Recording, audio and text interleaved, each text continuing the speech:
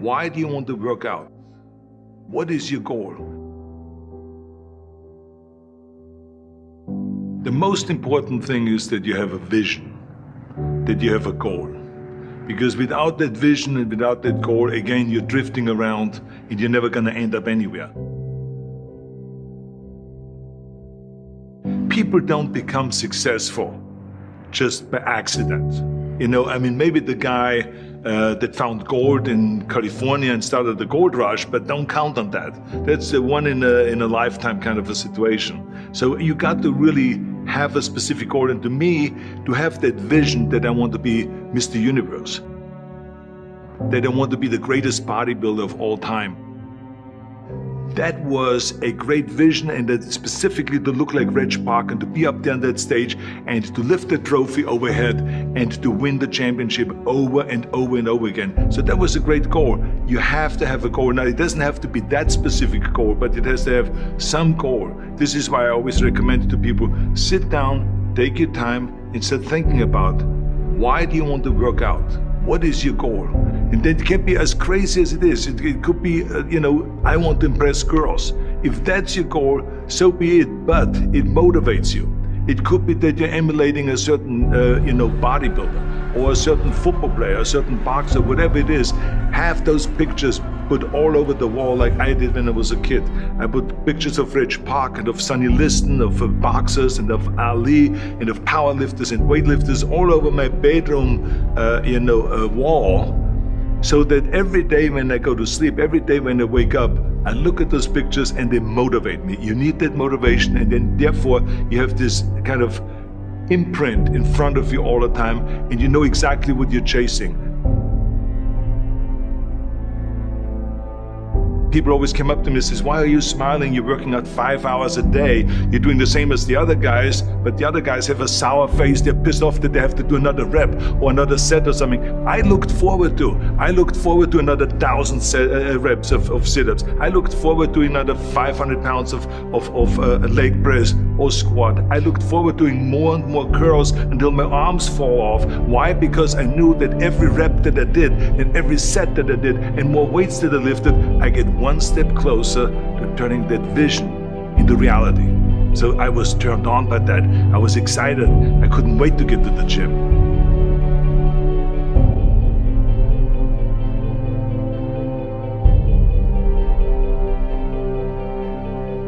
I remember that when I weighed 245 pounds, and Bob Rafelson, the director of Stay Hungry, said to me that I'm interested in having you come in for a reading and work on your acting and all this, because I'm interested in having you in a movie to star with Jeff Bridges and with Sally Fields. I was delighted about that, and I was excited, and I started pumping up more and more. And then he said, but I don't want you to weigh more than 210 pounds. You want me to be in the movie, but I'm weighing 245, 246. I say, I just won the Olympia, I say, which was 1974, and I was really at my biggest. But he demanded that, and he says, look, it's very simple. On the day we start shooting, he says, I'm gonna put you on a scale, and if you don't make the 210, you're out, because I have someone else in mind.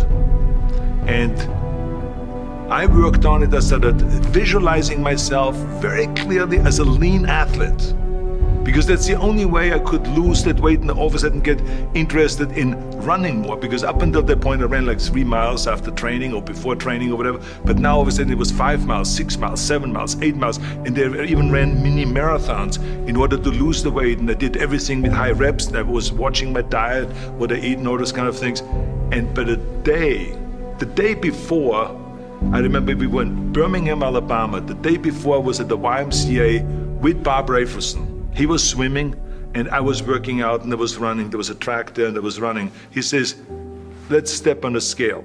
And I stepped on the scale and I weighed 209. So it just shows to you what is possible if you visualize exactly what you want to look like.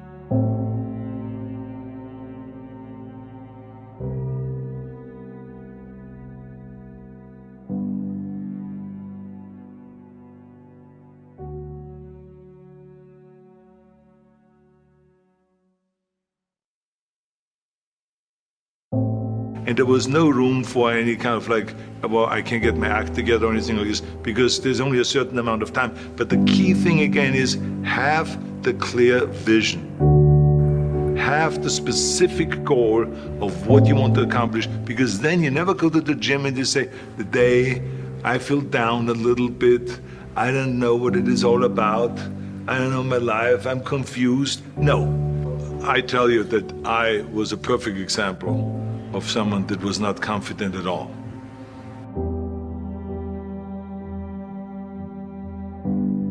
I mean, when I was a kid, I was just like any other kid. I had my hang-ups and problems and all this. But when I joined the weightlifting club and I won my first little trophy because I did the best clean and jerk, and then we went to another meet and I won another little trophy, I started feeling like somebody. But the bottom line is, everyone can use the same method, because I used it in politics, I used it in making money, I used it in everything that I've done in the movie business. When you have one little victory, little victories add up, and that is what gives you then ultimately confidence. Well, for me, the most important thing always is to have a deadline. So when I, for instance, had a competition, and let's say the competition was in the middle of September, and it was now beginning of summer, so there was no more time to screw around. So there was the time now to get going on a diet, to get going with the training, to not slack off at all, because there was a deadline there. The day of the competition, I had to be in the best shape possible. And I knew that if I come to the competition and I lose because I did not schedule my training the proper way, or I didn't have the right frame of mind, or I didn't give everything, literally worked my butt off, I would be just so angry. So I never wanted to be in that situation. So this is why it was very important to pick that time and to say, this is when I have to be in top shape, and then to work towards that. But it's not just with the competition. I mean, it's the same in the movie business. I mean, to me, it was always a big advantage when I said, okay, my movie starts on April 1, and I have now 3 months, so I have to get really in great shape. So you pick those times. It could also be that you have no movie and you have no Mr. Olympia or no Mr. America, no Mr. Universe coming up or any of those things. But you say to yourself, the summer starts in June. I'm gonna go to the beach in June, and at that time I want to be in great shape. So that creates an urgency that makes you really start training hard and taking it seriously. Because if you don't have a specific plan, then you wander around. I mean, you can have, as I've told you many times, the best ship or the best plane in the world, but if you don't have a specific goal where you want to go and when you want to get there, you just drift around and you never get anywhere. So this is why it is so important to create that urgency and have a specific time when you want to be in shape. Well, I mean, look, everyone has a problem with time, but the day is 24 hours and we sleep 6. Now, I know there's some out there that say, whoa, I need 8.